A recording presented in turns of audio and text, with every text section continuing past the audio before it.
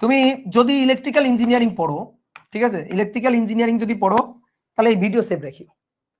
Electrical engineering যদি পড়ো ভবিষ্যতে তাহলে এই ভিডিও সেভ রাখিও, কারণ এইটা হচ্ছে বেসিক।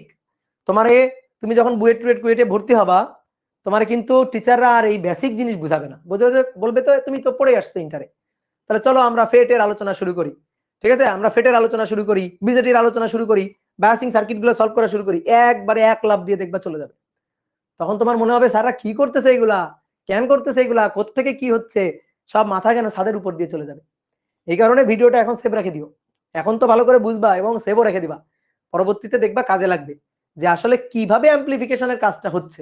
অ্যাম্পলিফিকেশনের কাজটা এভাবে হচ্ছে। আমি কি করতেছি, ইনপুটে একটা সামান্য একটা খোঁচা দিয়ে আউটপুট থেকে বিশাল কারেন্ট বের করে ফেলতেছি। ইনপুটে দিচ্ছে একটা সামান্য খোঁচা, এই যে এখানে কি করছি, ইনপুটে জাস্ট একটা নাড়া দিছি, জাস্ট এখানকার চার্জ ক্যারিয়ার গুলারে জাস্ট একটা ঠেলা দিছি, আর এখানে একটা মোটর লাগাই